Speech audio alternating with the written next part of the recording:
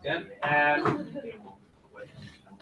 So we're in the, are there any questions before we start?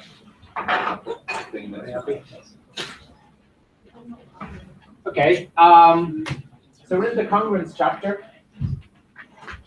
A very quick recap on where we are. We introduced the definition of congruence, which you can see on the board here. So our definition of congruence says that two integers a and b are congruent to each other modulo some specified modulus n. This means that n divides the difference between a minus b. Or if you think of a and b on the integer number line, this is equivalent to saying that the distance between a and b along the number line can be split up into steps of size n. Okay, you go. Each step is of size n, and that will take you exactly from a to b. Okay, so n divides the difference a minus b. And this we motivated this by a few examples of where looking at integers modulo given modulus seemed to be a nice idea. We've already seen it coming up in cryptography, and we saw how this kind of viewpoint enabled us to prove a few nice things about prime numbers and divisibility. That's how we motivated it. And straight away, we immediately gave a theorem about it, which linked it with the idea of integer division with remainder. And this, for some authors, this is like an alternative definition of what congruence means. But for us, it's going to be like an alternative way of thinking about congruence. And that says that if A is congruent to B modulo n, this is true if and only if when you do integer division with remainder by n, integer division with remainder, dividing something by n will go into A a certain number of times with the remainder. n will go into B a certain number of times with the remainder. But if they're congruent, I don't have a remainder 1 here and a remainder 2 here. I have exactly the same remainder. Okay? They produce the same remainder after division by n. Okay? So you can picture this on your number line here. We'll assume these are both positive, so zeros down here somewhere. When you're dividing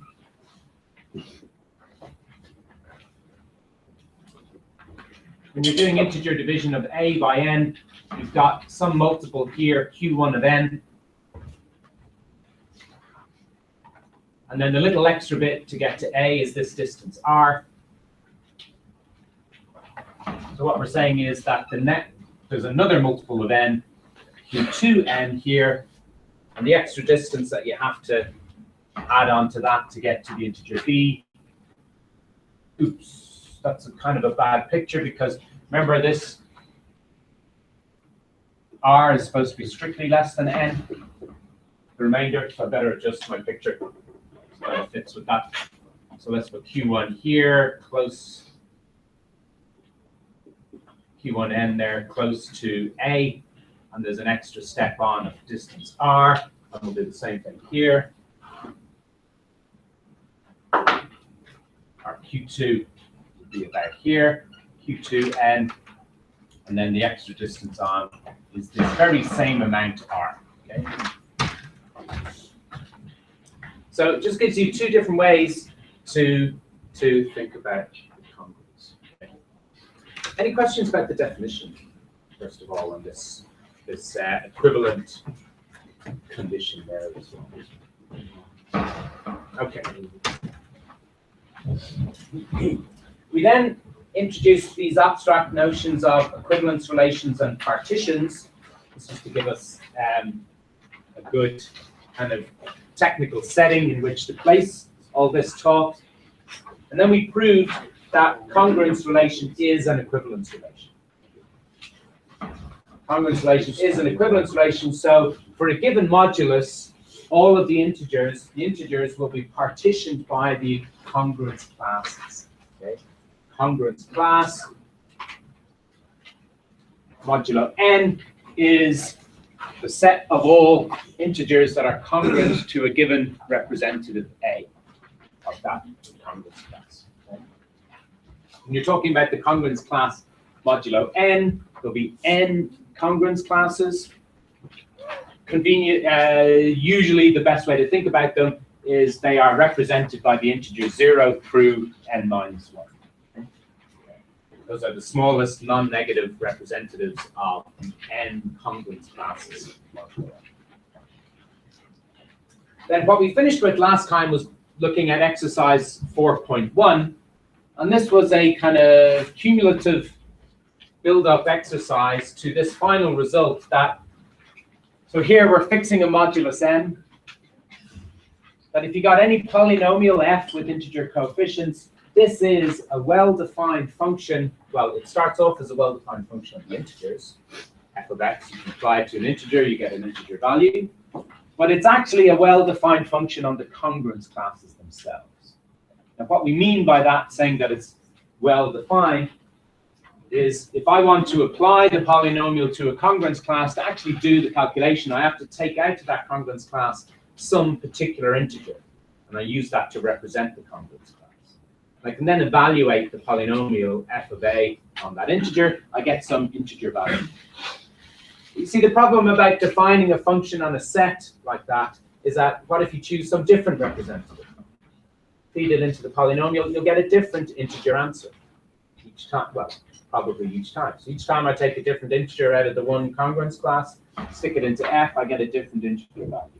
But this tells me that, well, even though I get different integer values, they are all living in the same congruence class modulo n.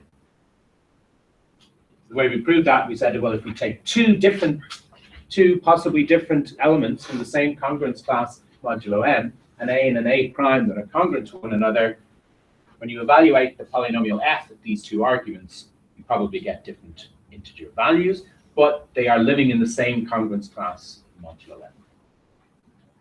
Okay. So in order to prove that, because polynomials are made out of addition and multiplication, we started off by proving these two key results here. So a and a prime are congruent, b and b prime are congruent. When you add a and b, it's always going to be congruent to adding a prime plus b prime, and a similar result with multiplication. When you multiply a and b, that's always going to be congruent to multiplying a prime with b prime. Those are the two key results, and we put those together in various ways to build up to the final result about polynomials. Okay. So moving on then, or does that spark any questions from anyone? That's kind of a quick recap of the last couple of lectures. Any questions on that, or queries, things I could clarify further for you? Okay, so we're going to look at the next couple of results here. I think I'll just talk through them on the screen. So theorem 4.3, this is at the bottom of page 27. Theorem 4.3. We're going to look at when, you see, one of these questions that we just did, this one here, question 4, said, well, if you start off with a being congruent to a prime, you can hit both sides by multiplying them by the same number. You got a c here. Then that will preserve the congruence. So if a is congruent to a prime, when you multiply both sides by c, the answers are still congruent. So the congruence is preserved. Well, there's a natural question there is, can you reverse that operation? If I ever see one thing congruent to another modulo n, and I notice that there's a common factor in the integers on either side, am I justified in doing that? Okay, can I just strike out the c's and claim that yes, x is congruent to y? X is congruent to y modulo. I can certainly go back the other way. Going back the other way is fine. If I start off with x congruent to y, I can hit both sides by multiplying by c, and the congruence is still preserved. It will still be true. But we're unsure about going the other way. Well, theorem 4.3 settles this. And you can't, the answer is no. You can't just automatically, willy-nilly cancel things from both sides. You have to be very careful, okay? You have to be very careful, because in some cases you can, but more generally, if you do see a common factor here, more generally you can cancel it, but it might change the modulus. That's the thing. The modulus might have to change and be reduced slightly for a new modulus. So theorem 4.3 lays this out for us. It says if we start off with xc being congruent to yc modulo m, we can cancel the c, but we have to make a change to the modulus. Okay? So we can say that x is congruent to y, but the modulus changes. The modulus is now modulo m divided by d, where d is the greatest common divisor of c and n. C being the number we've just cancelled on both sides. So that will have some kind of greatest common divisor with m. And that greatest common divisor d, you can certainly divide m by it.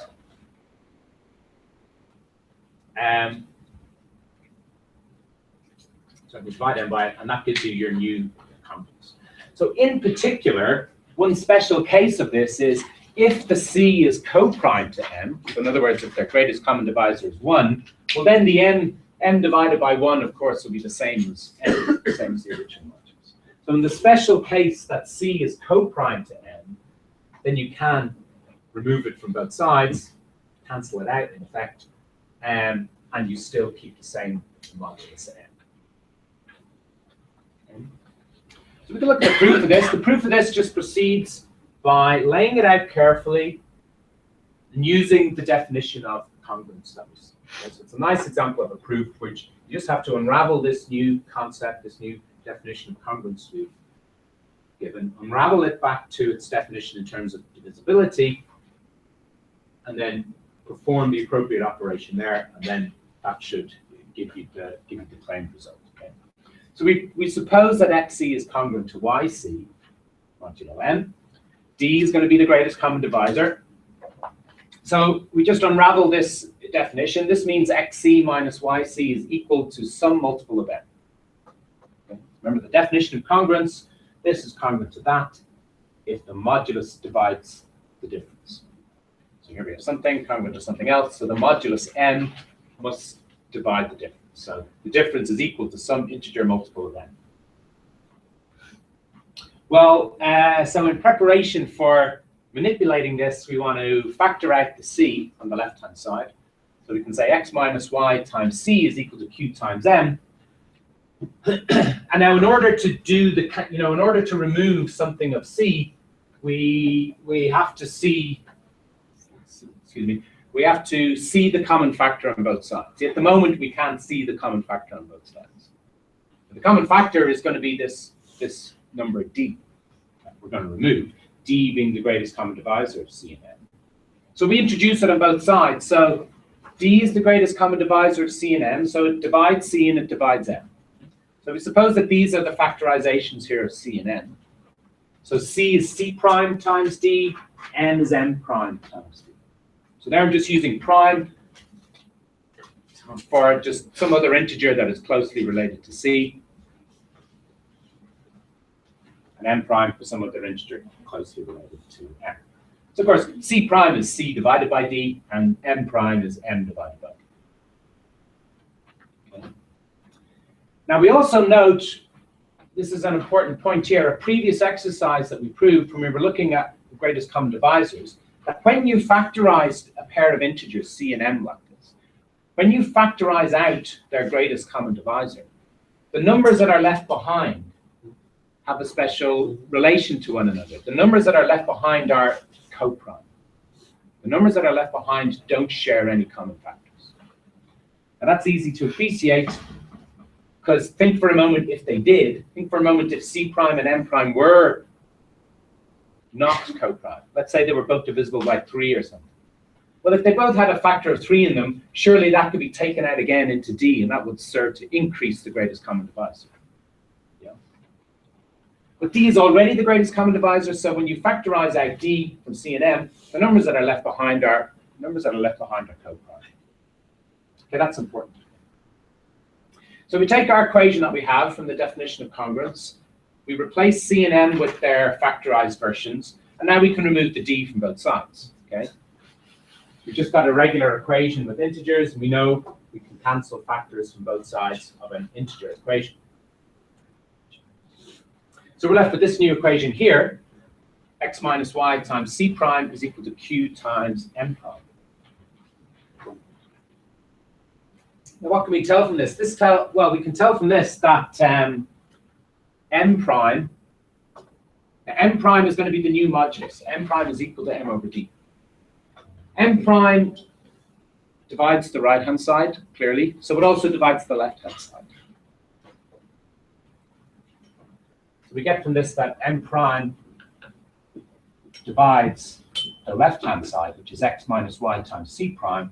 Now we want M prime to divide x minus y, so we can say that x is congruent to y modulo M prime. But at the moment we only know that it divides this product, but we do know that M prime is a special relationship to C prime. They are co-prime to one another. And Euclid's lemma is very important here.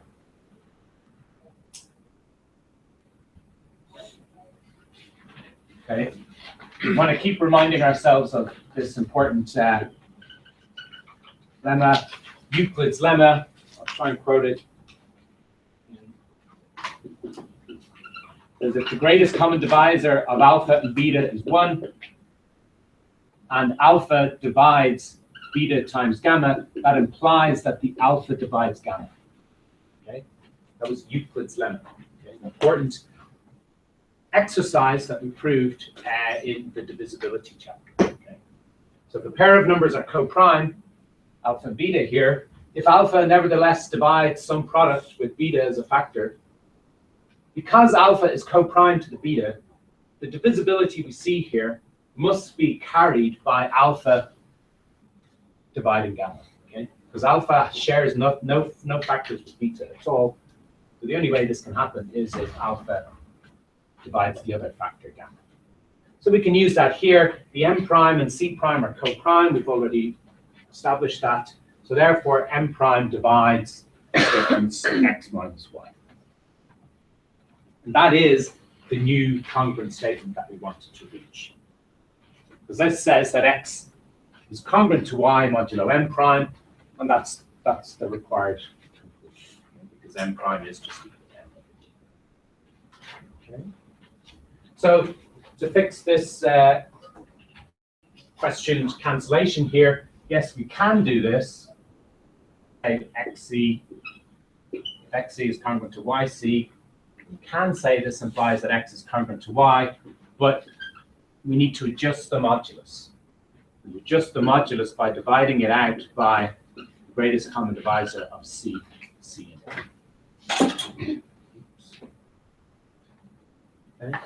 And the nice special case of this is when C and M are actually co-prime, so the greatest common divisor is 1.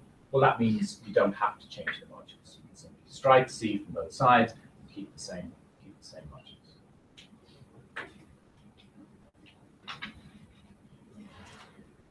Theorem 4.4, there's no proof of that given in the notes. This gives another kind of way of cancelling things from both sides of a modulus. This is the situation where the C that you spot is actually a factor of the modulus as well.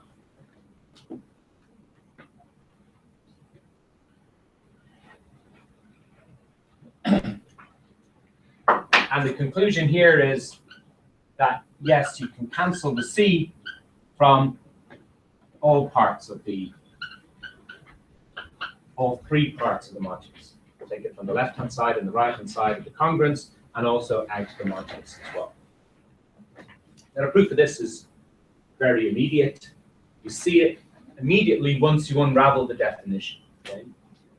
Unraveling this definition here, by definition, this implies that MC divides the difference XC minus YC, i.e., xc minus yc is equal to some multiple q of mc. But this now is just a regular old simple, in quotes, equation amongst integers. So there's nothing stopping you from cancelling that factor c from all sides of the all sides of the equation. Of course, we're dealing with it's there in the well, it's not actually there. C is non-zero. Yeah, we need C to be non-zero. It's actually, I think I might have left that out from the statement of the theorems. So C is non-zero, so we can certainly cancel it here. So in other words, we have x minus y is equal to qm. So in other words, m divides the difference x minus y. So in other words, x is congruent to y modulo m. Okay, so it's a proof of theorem 4.4. So yeah, I don't. Yeah, so in theorem 4.3 and 4.4, just write in there this extra condition that C is non-zero. I think it's implied because, yeah, maybe because we're talking about the greatest common divisors and so on. But this C number should be non-zero. Okay, so that adds a little to our knowledge about congruences. It's a kind of companion result to those exercises that we're building up to the result about polynomials. So there we saw that if you have two things that are congruent, you can certainly multiply both sides of the congruence by some integer, and the congruence is still preserved. And these two results talk about going in the opposite direction. Spotting common factors in a congruence and telling you how to reduce to just the x and y on either side. But we have to adjust the modulus as well. That's the moral of that story, except in the situation where C is actually co-prime to the modulus. Then you can just remove the C from both sides and you have a new congruence, x is congruent to y modulo the same original modulus. Okay. Any questions about those? Now, in the next section is titled "Dealing with Large Integers." So that's kind of the main, one of the main pieces of thinking behind all this. Talking about congruence gives you a convenient way to talk about large integers by representing them with smaller ones. Okay. So in this, there's a couple of examples here. In example 4.1 gives us two results about large integers. So the large integers here we're talking about are 2 to the 20 and the sum of the first 100 factorials. And you see you've got two divisibility results, type results about these. And these are just, here's our two initial examples of things which really show the power of congruences to answer these things. So we can draw conclusions about these large numbers without directly evaluating. That's the idea.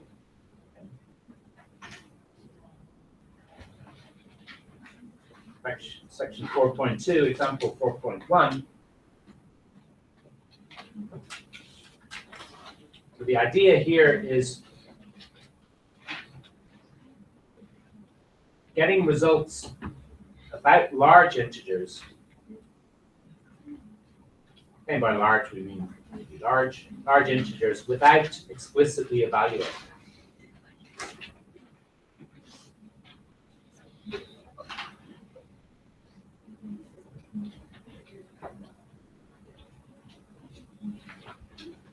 So, for example, example 1 is show that 41 divides 2 to the 20 minus 1. So the idea here is I want to avoid, as far as possible, dealing with very large integers. Okay? If I don't like it, I tend to get the calculations wrong. Okay? So we want to keep our integers that we're using as low as possible. So 41 divides 2 to the 20 minus 1. The idea here is to consider congruence classes of powers of 2.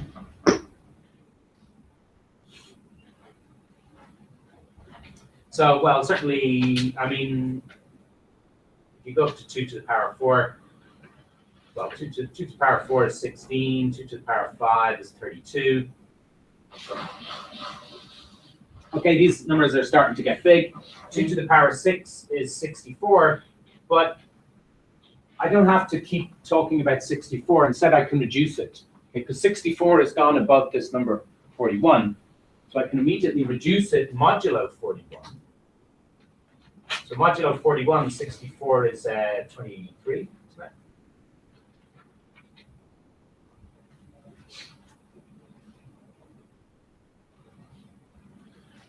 it? So now to work out 2 to the power 7, okay, 2 to the power 7 is 2 times 2 to the 6. But rather than dealing with 64, I can now deal with 23. So I'm only interested in congruence classes modulo 41, because 41 is the divisor here I'm interested in. So I don't have to go up as far as 128. I can instead just deal with 66 now. 2 to the power 7 is congruent to, sorry, not 66, 46, which itself is congruent to 5 modulo 40. So anytime I see these large integers, I can immediately reduce them, modulo 41. And that just makes the calculations easier. So 2 to the 8 is going to be congruent to 2 times 5, which is going to be congruent to 10. All these congruences are modulo 41. 2 to the 9 is going to be congruent to 20. 2 to the 10 is going to be congruent to 40.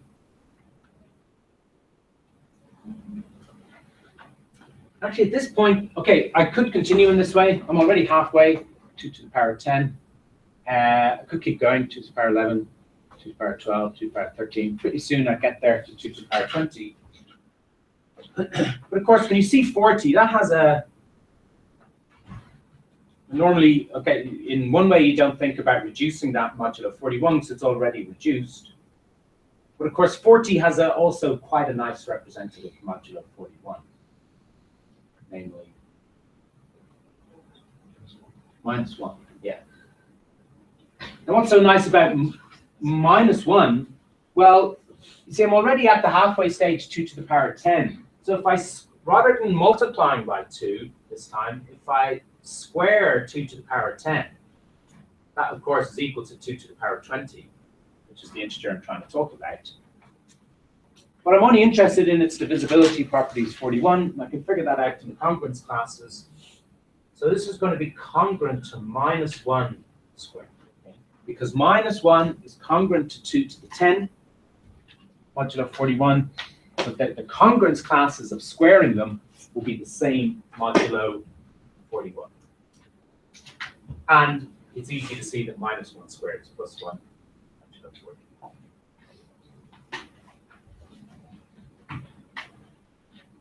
So now you can see it. Therefore, 2 to the power 20 -1 is congruent to 0 modulo 41, or in other words, 41 divides 2 to the power 20. So 2 to the power 20 is quite large, but I was able to draw these conclusions about it just by dealing with the small representatives of the congruence classes that I encountered. So all this is justified, justification here. This is justified by the results in that, the last stage exercise that we did last time, which is exercise 4.1.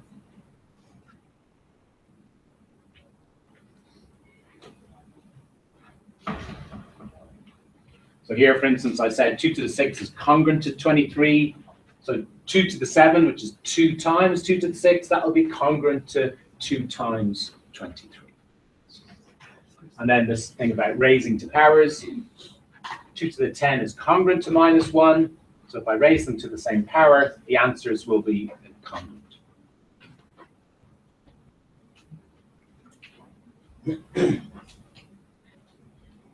Anything about that you'd like to ask about or clarify? Question 2 is another one. What's the remainder left upon dividing the sum of the first 100 factorials by 12?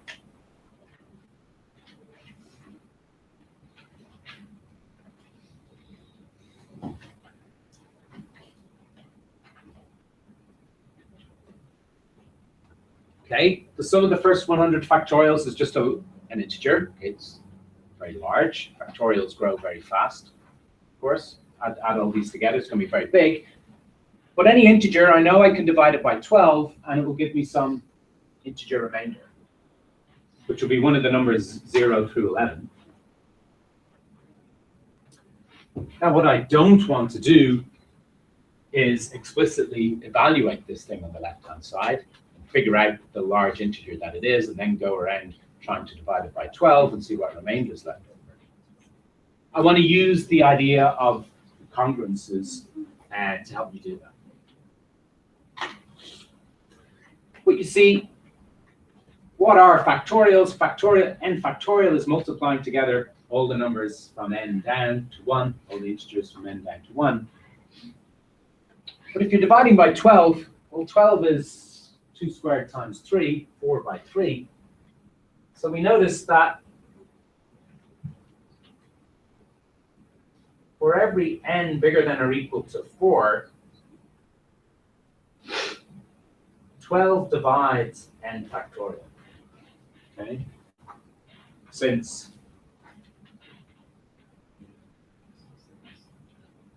four divides n factorial and 3 divides n factorial. Those are the prime power factors of 12. So if 4 divides something and 3 divides something, it means 12 must divide it as well, because the GCD of 4 and 3 is 1. Divides 4 by 3, divides. So in other words, the convenient way for saying that is for all integers n bigger than or equal to 4, n factorial is congruent to 0 modulo 12. So when you add up the first 100 factorials and look at the congruence class, because remember, you're looking for remainder after division by 12. The first thing we put on the board today, that's equivalent to looking at the remainders. If you want the remainder that you get after you divide by 12, that's the same as looking for the congruence class modulo 12. Well, you see all the ones from 4 on give you 0, so this is going to be congruent to 1 factorial plus 2 factorial plus 3 factorial modulo 12. Okay, so all the higher ones are 0. They don't add anything to it. So this is just 1 plus 2 plus, what is it, 6? 1 plus 2 plus 6 is 9. So straight away, I know that the remainder that pops out here is 9. I don't know anything about the quotient, Q. It's probably very large. Some of the first 100 factorials is large. Q is going to be quite large as well, but the remainder that pops out, I now know is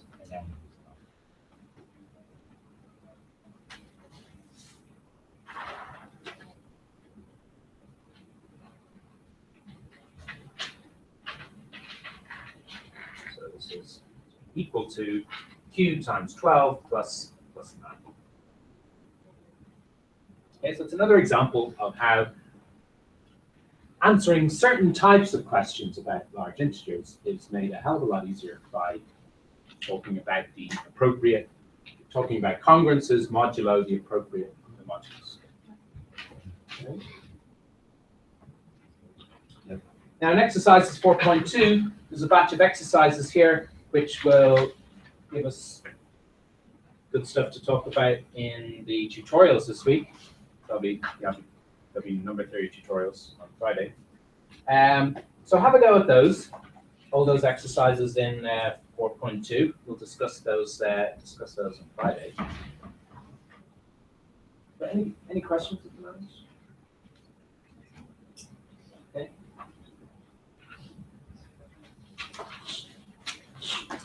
Okay, so let's have a look at section 4.3. Got a few minutes left.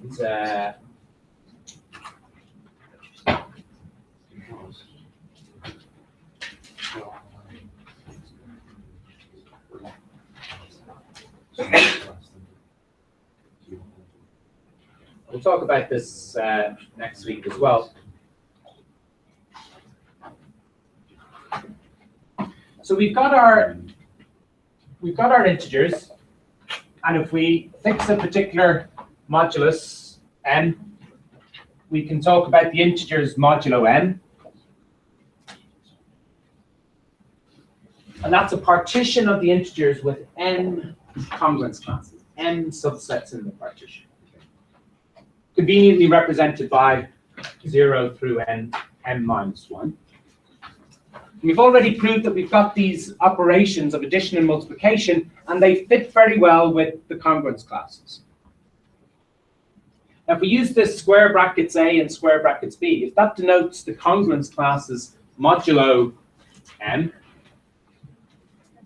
the consequence of these results means that we have these well-defined operations here of addition and multiplication that we can perform on the congruence classes themselves. You can evaluate them by taking representatives from the congruence classes, performing the corresponding operation on integers, and looking at the congruence class of the result. And it doesn't matter which particular representatives you pluck out from these. If you chose a different A prime from here and a different B prime from here, the answer you'd get would be congruent to what you got with A plus B. So you know that this congruence class here on the right is well defined. But just notice the difference in the operations on both sides. This plus here is your familiar primary school addition of simple counting number integers. This plus here is slightly different. This plus is technically a new operation, not amongst integers, but amongst congruence classes of integers. Okay? So there's a subtle difference. And of course, we use the same symbol because they're inherently connected, the two operations. One is built out of the other one. But strictly speaking, they are different operations. They're operations on different sets. And the same thing for the multiplication indicated here. A times B here is the well-known multiplication of simple integers you've been doing since you were toddlers, whatever. This multiplication here is this new multiplication. Multiplication of the congruence classes. Okay? So it's just a subtle difference. So when we talk about these operations, we like to keep things precise. Now there's a nice mathematical setting for these operations, and that's in these algebraic objects called groups. Now, there's a whole third-year course on group theory. So what we're just seeing here is just a quick, we're just going to use basically some of the terminology of it. But it's good to introduce it here because it is the natural setting for this. A group, this is the definition of the group. A group is a set plus together with some operation on the set. Okay? Something like addition or multiplication. So this star here, asterisk or star, that's some abstract operation. It's a way of taking pairs of elements from G, A's and B's from G, and forming a new element, A times B. This is the product of A with B, A times B. Now, not just any old set with any old operation qualifies for the name group. We reserve the name group for sets and operations that satisfies these four properties here. Now, these are nice, familiar algebraic properties that you're all well acquainted with. And when all these four are satisfied, then we call the object a group. And there's a number of consequences and conclusions we can draw about it that flow from these axioms. Okay, let's just quickly look at the four conditions themselves. First of all, the group has to be closed with respect to the operation. What that means is, whenever you take a pair A and B from the set, the product A times B is again an element of the same set. You're familiar with that idea. You work with subspaces with Stephen and linear algebra. You've very much got that idea. You take a pair of vectors from a subspace.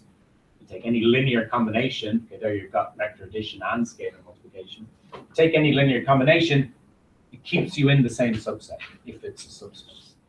The subspace is closed with respect to linear combinations. Well, here we're talking about the set G being closed with respect to the operation. So products A times B are always still located in the set G. Secondly, it's associative. A times B times C is the same as A times B times C. Okay, it's a very important property that's satisfied by most of the nice mathematical operations we look at. Chiefly normal multiplication and addition of numbers, multiplication of matrices is associative, is very important. Composition of functions is associative. Okay? It is a rare operation that is not associative. 3 and 4, getting a bit more detailed. 3 says that there exists an identity element. So this is a special element here named E. There's a special thing E in G, one of the elements, and it has a very nice property. When you take a product with E, it doesn't change the other number. E times A, or the other element. E times A is the same as A times E. It's A. It's the identity. And lastly, every element in the set, for all A and G, there exists another element in G, conveniently named A to the power minus 1, or in English, you read that as A inverse. That's how you read that. There exists an A inverse, and this is an element which has a very special property in relation to the element A. When you multiply the two together in either order, you get back the special element E referred to in axiom 3. Okay, so these are the group axioms.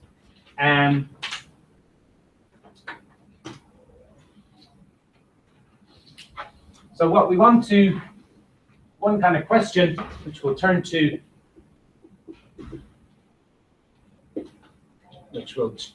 next time, is to describe or investigate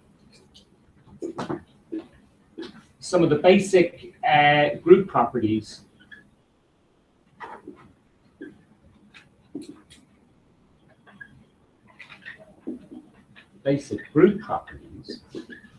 of the set Zm. Now, the set Zm is the set of congruence classes modulo m.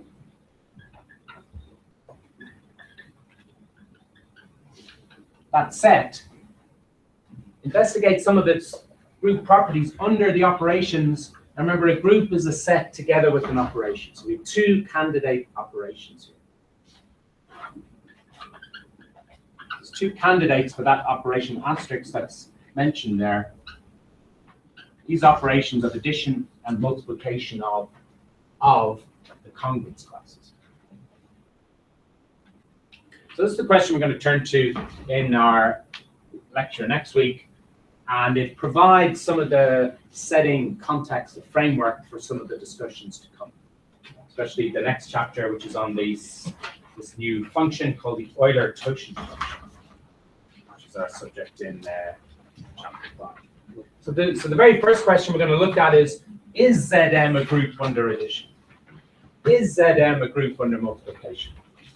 So those are the questions we're going to be starting with next time. And you can read ahead a bit, of course. Trying to get an advance look at what's coming up in the lecture. Okay, thanks for that. I'll see you shortly next door.